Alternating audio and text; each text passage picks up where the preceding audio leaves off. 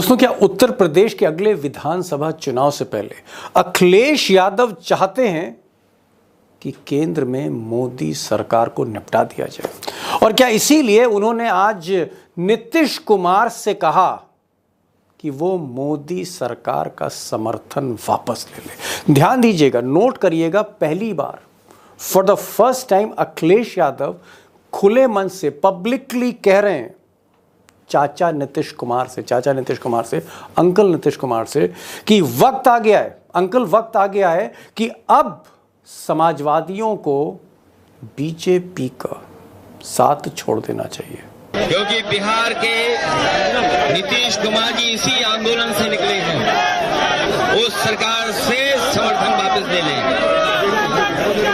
अब दोस्तों, एक तरफ अखिलेश यादव ने नीतीश कुमार को ये पैगाम दिया, ये संकेत दिया कि भाई हम सब लोग जयप्रकाश नारायण के शिष्य हैं, समाजवादी हैं और हमें बीजेपी का अब साथ नहीं देना चाहिए, इस पर पुनर्विचार करना चाहिए, समर्थन वापस लीजिए। तो एक तरफ नीतीश कुमार को एक मैसेज है और दूसरी तरफ उन्होंने फिर मंच पर कहा, फिर कैमरे पर कहा कि चाहे कुछ हो जाए, कम वोट में वो इंडिया अलायंस छोड़ने नहीं जा रहे हैं, साथ नहीं छोड़ेंगे बल्कि और मजबूत करेंगे। वो चाहे राहुल गांधी हो, चाहे शरद पवार हो, ममता बनर्जी हो, सबको साथ लेके चलेंगे, साथ नहीं छोड़ेंगे।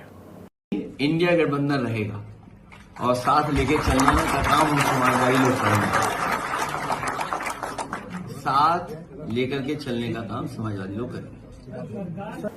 अब दोस्तों, अखिलेश के इस बयान के बाद या ऐलान के बाद पटना में तो जैसे हड़कंप मच गया और उधर दिल्ली में बीजेपी ने कहा कि साहब अखिलेश यादव ने ऐसे ही बोल दिया, नीतीश जाने वाले नहीं हैं।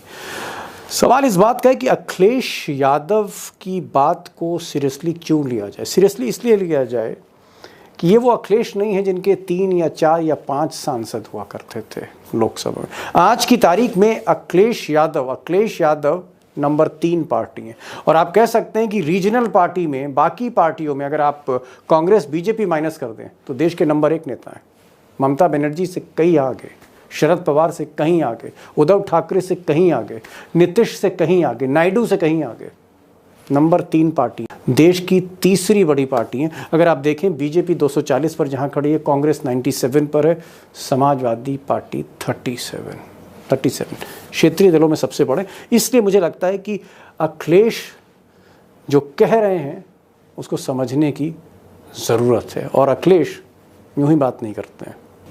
अब दोस्तों, अखिलेश ने आज जो ये मैसेज दिया है नीतीश कुमार को, जिनसे उनके पारिवारिक संबंध हैं, अच्छे रिश्ते रहे, मुलायम सिंह यादव से अच्छे रिश्ते थे, उनसे भी अच्छे रिश्ते हैं, उसके पीछे 2 कारण हैं, 2 रीज़न्स हैं। एक, नीतीश कुमार काफ़ी दिनों से मोदी से अंदर ही अंदर नाराज़ है, यहाँ तक कि नीतीश कुमार मुख्यमंत्रियों की बैठक में नहीं आए और जिस तरह से, जिस फ्रीक्वेंसी के साथ 4 जून के बाद जब ये सरकार बनी थी मोदी जी की, बैसाखी वाली, जिस फ्रीक्वेंसी में पटना से दिल्ली नीतीश कुमार आ रहे थे, अब महीनों से नहीं आ रहे। तो एक नाराज़गी है, उसके कई कारण हैं, आगे मैं एक्सप्लेन करूँगा। और अखिलेश यादव को लगता है कि एक मौका है, खासकर हरियाणा में हार के बाद, अप्रत्याशित हार के बाद इंडिया अलायंस जो डाउन है तो उसकी मॉरल बूस्टिंग है। दूसरा, नीतीश कुमार जिनको बिहार का चुनाव फेस करना है, टफ चुनाव, तो क्या नीतीश कुमार लालू के साथ जाएं तो बेहतर होगा या बीजेपी के साथ जाएं तो बेहतर होगा? नीतीश असमंजस की स्थिति में, और मुझे लगता है कि एक श्रूड पॉलिटिशियन की तरह, एक समझदार नेता की तरह, सियासतदान की तरह अखिलेश यादव ने जो पासा फेंका है, सही फेंका है। अब दोस्तों, चाचा नीतीश कुमार, अंकल नीतीश कुमार क्या वाकई मोदी से नाराज़ हैं और क्या वो मोदी का दामन छोड़ सकते हैं बिहार चुनाव से पहले? क्या वो ज़्यादा कंफर्टेबल होंगे लालू के साथ? आरजेडी और जेडीयू, अगर इन दोनों में तालमेल होता है तो क्या ज़्यादा सीटें नीतीश कुमार को मिल सकती हैं? और बीजेपी जो कहीं ना कहीं उनके पीछे लगी है, उनकी नाकेबंदी चल रही है, उससे भी मुक्ति मिलेगी नीतीश कुमार को। और नीतीश कुमार एक जो समाजवादी नेता हैं, जयप्रकाश के चेले हैं, अपनी जो ग्रैंड इनिंग है, जो अपनी आखिरी पारी है, उसमें एक बड़ा कद उनका होगा आखिर में, अपनी अंतिम पारी में। तो नीतीश कुमार क्या करेंगे? क्या अखिलेश की टाइमिंग सही है? पेचीदा सवाल है, आगे एक्सपर्ट से मैं आपको और ज़्यादा एक्सप्लेन करूँगा। लेकिन जो मैंने कहा, दूसरा कारण क्या है, क्यों अखिलेश यादव कोशिश कर रहे हैं कि ये जो सरकार है गुजरात लॉबी की, मोदी शाह की, इससे कहीं ना कहीं निजात मिले। आज नहीं, कल नहीं, साल भर बाद, 2 साल बाद। क्यों ऐसा चाह रहे हैं? उसका सबसे बड़ा कारण ये है कि अगर 2027 से पहले, 2027 से पहले अगर ये सरकार मोदी की जाती है, उससे निजात मिलती है, तो एक बड़ा एडवांटेज उत्तर प्रदेश में अखिलेश यादव को होगा। डबल इंजन की सरकार से निजात मिलेगा। और जिस तरह से इलेक्शन कंडक्ट हो रहे हैं, जो हरियाणा में हुआ, जो खेल हो रहे हैं पर्दे के पीछे, मशीनों के खेल जो आरोप लग रहे हैं, उससे भी कहीं ना कहीं अखिलेश को एक राहत मिलेगी। तो अखिलेश चाहते हैं कि अगर 2027 से पहले मोदी निपटते हैं तो फिर योगी से तो निपटा जा सकता है। ये उनके जहन में चल रहा है, ऐसा लोग कहते हैं। अखिलेश नहीं, लोग कहते हैं जो उनके करीबी है, वो बताते हैं। और आगे मैं इस पॉइंट को और एक्सप्लेन करूंगा। अब दोस्तों, इससे पहले कि मैं बड़ी खबर पर आऊँ, एक चीज़ जो मुझे लगता है आप भी सोच रहे होंगे कि आज ही अखिलेश यादव ने क्यों ये पैगाम दिया नीतीश कुमार को, पहले क्यों नहीं दिया, आज क्यों? आज की जो टाइमिंग थी वो भी अखिलेश ने बहुत अच्छी से सेलेक्ट की थी। आज दरअसल जयप्रकाश नारायण जेपी का आज उनकी जयंती थी, और इस मौके पर अखिलेश यादव जो जेपी इंटरनेशनल सेंटर उन्होंने बनवाया था, थोड़ा सा अधूरा रह गया है, वहाँ जाकर वो जेपी को माला चढ़ाना चाहते थे मूर्ति पर। अब जिस तरह से योगी जी खटपट करते रहते हैं, योगी जी ने वहाँ जाने नहीं दिया और चारों तरफ बैरिकेडिंग लगा दी, गिरफ्तारी की धमकी दे दी। और मुझे लगता है कि उस वक्त जब सारे समाजवादी इकट्ठे थे, देश की मीडिया का फोकस था अखिलेश यादव पर, बैरिकेड बना दिए गए थे उनके घर के चारों तरफ। ऐसे में जयप्रकाश नारायण की जयंती, उस पर उनको जो मैसेज देना था समाजवादी नेता नीतीश कुमार को, आज का दिन सही था। और इसलिए आज उन्होंने कहा इस मौके पर कि नीतीश बाबू, आप जेपी के चेले हैं, मुलायम सिंह यादव की तरह, लालू यादव की तरह, आप समाजवादी हैं, छोड़िए भाजपा का साथ छोड़िए। अब दोस्तों, नीतीश कुमार को अगर ये पैगाम कि मोदी का साथ छोड़िए, ये पैगाम कोई और देता, ममता बनर्जी देती, या कोई नवीन बाबू देते, या कोई शरद पवार देते, तो हो सकता है उसके इतने मायने ना हो। लेकिन देश का नंबर 3 नेता, 37 सांसदों वाला नेता, जिसने उत्तर प्रदेश में मोदी को शिकस्त दी, योगी को शिकस्त दी, 37 सीट्स, जिसने अयोध्या जीत लिया, चित्रकूट जीत लिया, अगर वो अखिलेश यादव जो अक्सर ऐसी बातें नहीं करते, अगर खुले मन से बोल रहे हैं, तो मुझे लगता है कि इसके मायने, इसके मतलब, उसकी तह में जाना जरूरी है कि होने क्या जा रहा है। क्योंकि मैंने कहा, एक तो टाइमिंग और दूसरा प्लानिंग, दोनों ही थी। 3 खास मेहमान हैं आज। काफ़ी दिनों के बाद मैंने प्रोफेसर रविकांत को बुलाया है। उत्तर प्रदेश की राजनीति पे छाए रहते हैं और भीतर तक जानते हैं, अखिलेश यादव को भी जानते हैं, योगी को भी जानते हैं, कांग्रेस की पॉलिटिक्स समझते हैं। प्रोफेसर रविकांत को बुलाया है। नीतीश क्या वाकई इस बयान को सीरियसली लेंगे आगे चलकर, और क्या नीतीश और लालू के बीच में अभी भी संवाद है? मैंने कहा, अभिषेक बाबू को मैंने आज बुलाया, अभिषेक कुमार को बुलाया है, जो बिहार के एक्सपर्ट हैं। उनसे मैंने पूछा है कि भाई, क्या लालू और नीतीश में बातचीत हो रही है? सुनिएगा आगे वो क्या कहते हैं। और साथ में उमाकांत लखेड़ा होंगे, एक पर्सपेक्टिव, 360 डिग्री पर्सपेक्टिव देने के लिए पॉलिटिक्स का, कि अगर ऐसा कुछ होता, ऐसी खिचड़ी पक रही है, तो बिना शरद पवार के, बिना उद्धव ठाकरे के, बिना ममता बनर्जी के, अरविंद केजरीवाल के, राहुल गांधी, इन सब से बातचीत करने के बाद ही छोटे उस्ताद ने सोचा होगा। छोटे उस्ताद मतलब अखिलेश यादव। चलते हैं, एक्सपर्ट से बात करते हैं। पहला सवाल मेरा प्रोफेसर रविकांत से। प्रोफेसर साहब, एक लंबी लकीर खींचने की कोशिश कर रहे हैं। अखिलेश यादव कह रहे हैं कि इंडिया अलायंस को मैं मजबूत बनाऊंगा, साथियों को लेकर आऊंगा, और दूसरी तरफ कह रहे हैं नीतीश कुमार से कि अंकल आप आइए साथ में, बहुत हो चुका, यूपी प्लस बिहार, बीजेपी साफ। इस नारे को दोबारा अखिलेश यादव ने उठा दिया है आज। बहाना जो भी हो, लेकिन एक बड़ी लकीर खींचने की अखिलेश यादव कोशिश कर रहे हैं। जी दीपक जी, देखिए, देश की तीसरी सबसे बड़ी वो पार्टी के नेता हैं, देश के सबसे बड़े सूबे में मुख्य विपक्षी दल हैं, और निश्चित रूप से नीतीश कुमार जी के साथ जो उनके संबंध हैं वो भी किसी से छिपे नहीं है, बड़ी नजदीकियां हैं। और ये जो बयान उनका है आज का, इसे मैं सिर्फ उनका निजी बयान नहीं मान रहा हूं, बल्कि मुझे लगता है कि इसके लिए जो परिस्थितियां बन रही हैं, उन परिस्थितियों के मद्देनजर भी ये बयान गया है। ये सिर्फ लखनऊ का नहीं है, इसमें कहीं ना कहीं दिल्ली भी शामिल है। तो एक सामूहिक जो आवाज हो सकती है, मतलब आप कह रहे हैं कि कहीं ना कहीं अखिलेश यादव की सहमति राहुल गांधी से है, और ये एक तरह का पैगाम इंडिया अलायंस की तरफ से जा रहा है कि चाचा छोड़ो, अब बहुत हो गया, इस झोले वाले को छोड़ो। और वो भी समाजवादी जयप्रकाश नारायण की जयंती पर ये बयान, क्योंकि जयप्रकाश नारायण वो है जिनकी संपूर्ण क्रांति के आंदोलन से उनके वो तमाम चेले निकल करके आते हैं, चाहे नीतीश हो, लालू हो, मुलायम हो, शरद यादव हो।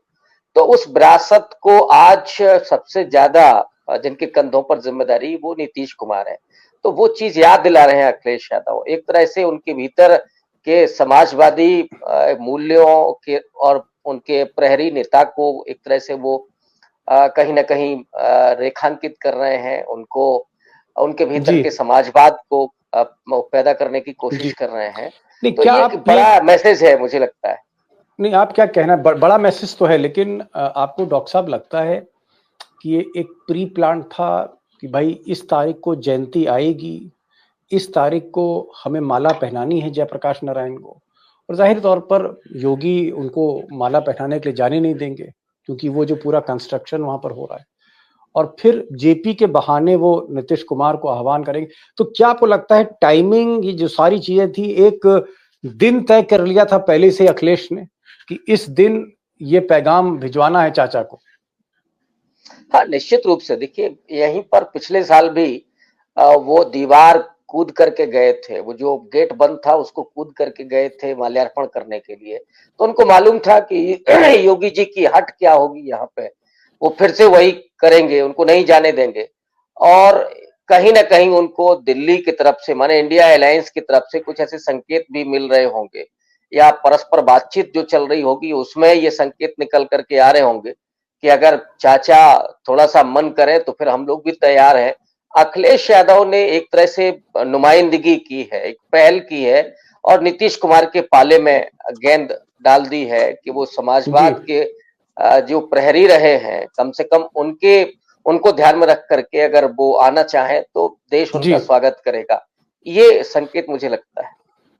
जी जी जी। प्रोफेसर साहब, जो नीतीश कुमार और अखिलेश यादव और समाजवादियों का जो ताना बाना है, आप कह सकते हैं पूरा रिसर्च है, और कांग्रेस को भी समझते हैं। इन्होंने एक बड़ी बात की, इन्होंने कहा कि भाई अखिलेश ने इंडिविजुअली नहीं बोला, अकेले नहीं बोला है, राहुल गांधी की सहमति है इसमें, शरद पवार वहां भी बातचीत हुई होगी, यानी कुल मिलाकर इंडिया अलायंस की तरफ से ये पैगाम नीतीश कुमार को जा रहा है, जो इंडिया अलायंस के सूत्रधार रहे, जिन्होंने इंडिया अलायंस को खड़ा किया, आर्किटेक्ट उनको माना जाता है।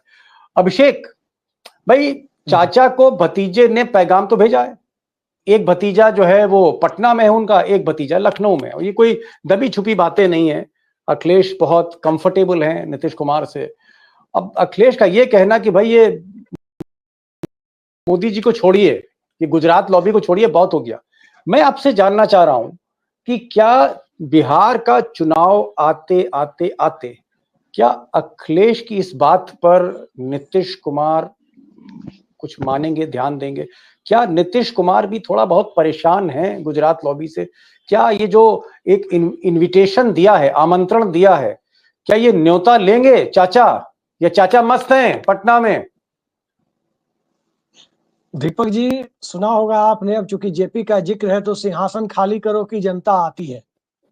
अब तो अखिलेश के बयान को देखकर ऐसा लगता है कि अखिलेश जी ने कह दिया है कि सिंहासन खाली करो कि जनता दल यूनाइटेड आती है। क्योंकि एक तरह से जिस तरह से अखिलेश यादव बोल रहे हैं, और वो भी जयप्रकाश नारायण से जुड़ा हुआ मुद्दा है, और इन सब से आगे बढ़कर इंडिया गठबंधन के नेतृत्व के मुद्दे को ही एक बड़ा सवाल बनाया गया था, जिस वजह से नीतीश कुमार इंडिया गठबंधन से अलग हुए थे, या यूं कहें ममता बनर्जी अलग होते होते बची थी। अब उस सवाल पर अखिलेश यादव अपनी तरफ से कुछ कह रहे हैं, तो निश्चित तौर पर यह मानकर चलिए कि वो अपनी तरफ से नहीं बल्कि इंडिया गठबंधन की तरफ से कह रहे हैं। उनके बयान भी इसकी तस्दीक करते हैं दीपक जी, तो इंडिया गठबंधन को साथ लेकर चलेंगे। मैं चाचा का हाल पूछ, भाई आप तो चाचा की जो नब्ज है उस पर लोग कहते हैं कि भाई अभिषेक बाबू का हाथ है। आप तो हमेशा नहीं, मैं नब्ज उसी नापते पर आ रहते रहा हैं हूँ। 365 दिन। मैं ये कह रहा हूँ चाचा नहीं, की मैं उसी नब्ज पर आ क्या रहा हूँ। बोल रही है?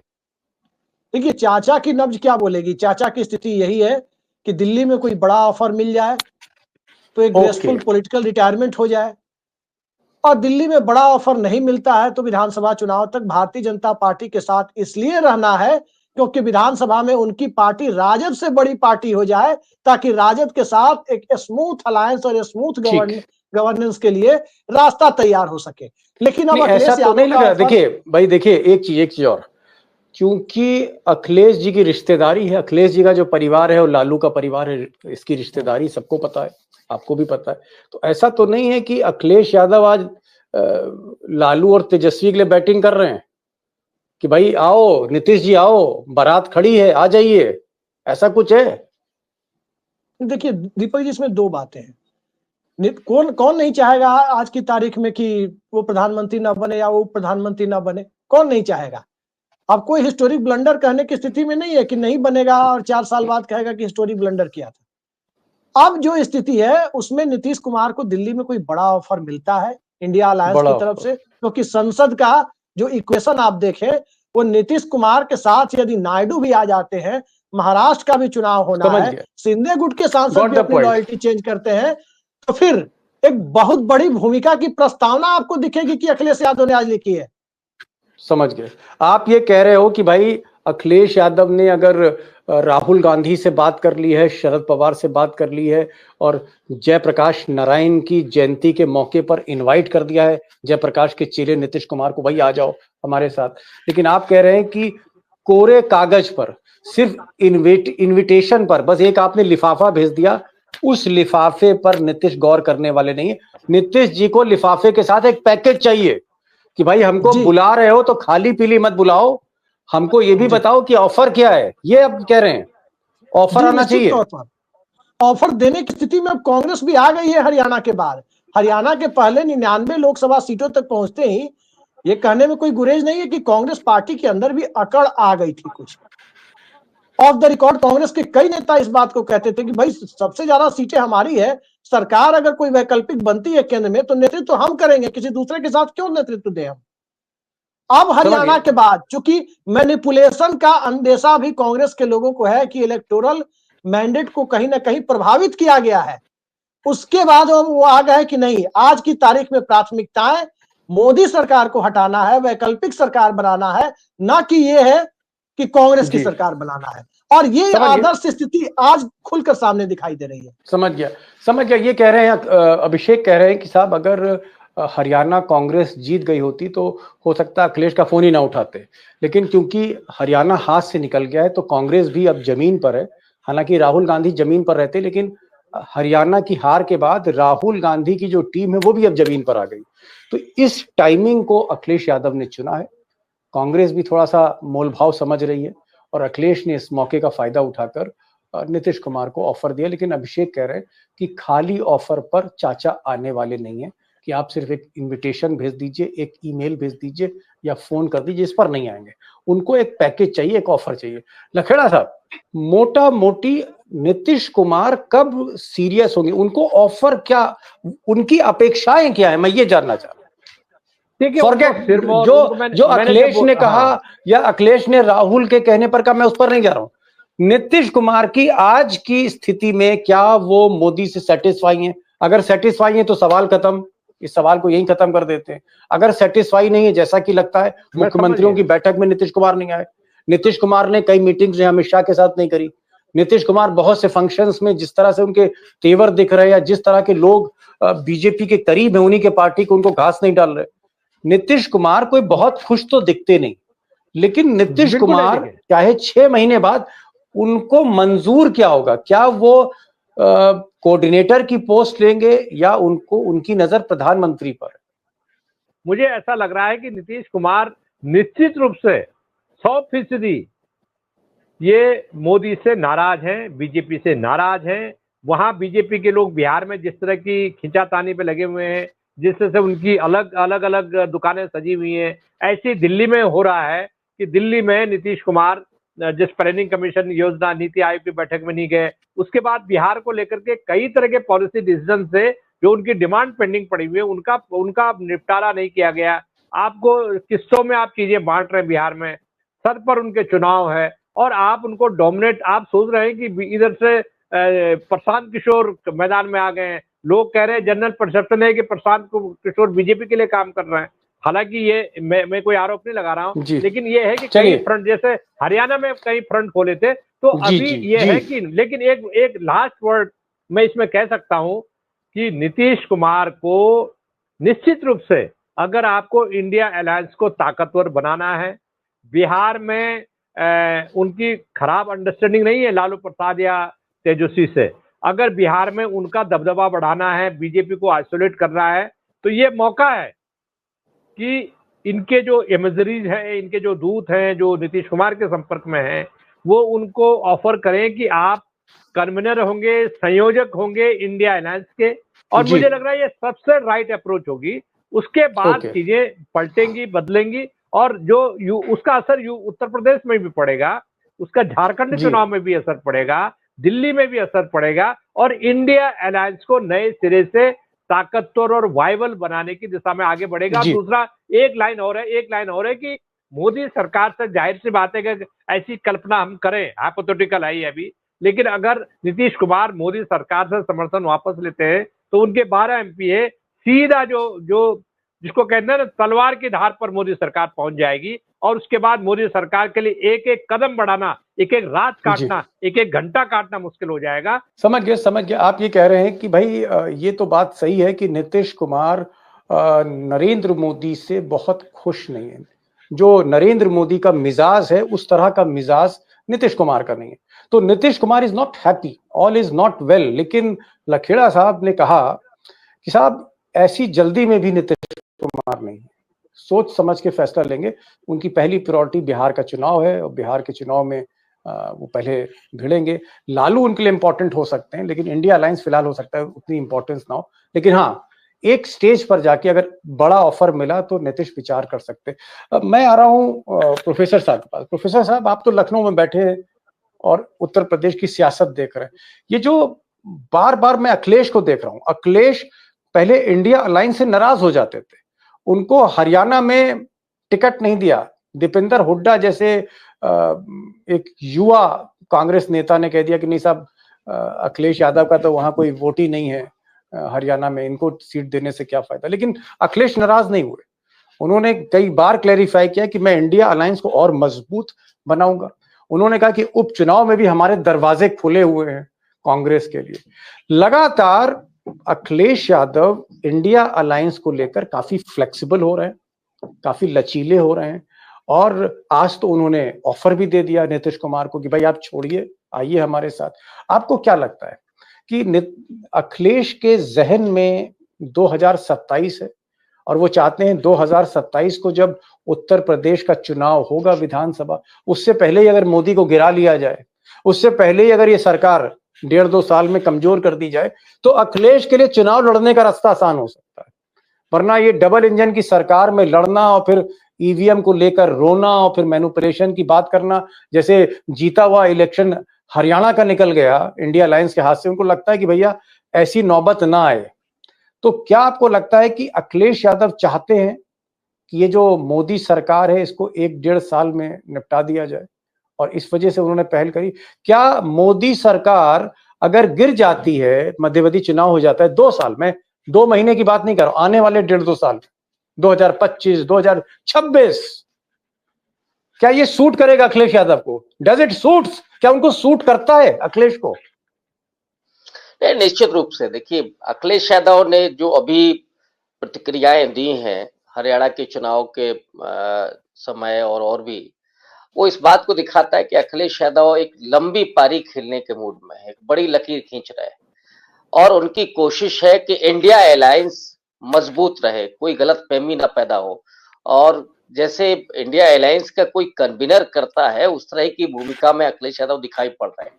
और आज जो उनका ऑफर है, अगर मैं ये कहूं कि इंडिया अलायंस के कन्वीनर का ऑफर है एक साधारण शब्दों में, तो वो कुछ अनुचित नहीं होगा। तो अखिलेश यादव एक बड़ी भूमिका में निश्चित रूप से अपने आप को देख रहे हैं, और 2027 के इलेक्शन में वो किसी भी कीमत पर योगी सरकार को हटाना चाहते हैं। उत्तर प्रदेश की स्थितियां उनके अनुकूल भी हैं, लेकिन जो हरियाणा में उन्होंने देखा या उसके पहले मध्य प्रदेश में देखा, ये जरूर थोड़ा आशंकित उनको करता होगा। तो कोशिश उनकी होगी कि बेहतर हो अगर जो मोदी सरकार है वो चली जाए, उसके जगह पर इंडिया अलायंस की सरकार आए और उसमें अगर समाजवादियों का बोलबाला हो जाए तो उनके लिए मुफीद होगा। तो अच्छा, एक चीज बताइए, बड़ी आप तो अखिलेश यादव को बड़ी अच्छी तरह से जानते हैं। मैं एक पर्सनल क्वेश्चन कर रहा हूँ, और आप बड़े अच्छे ऑब्जर्वर भी हैं, बड़ी पैनी निगाह है आपकी। क्या अखिलेश यादव का जो मिजाज है वो लचीला है? क्या दिल बड़ा है? दिल बड़ा इस आदमी का, इस लड़के का, इस यूथ का, अखिलेश यादव का? Heart is big?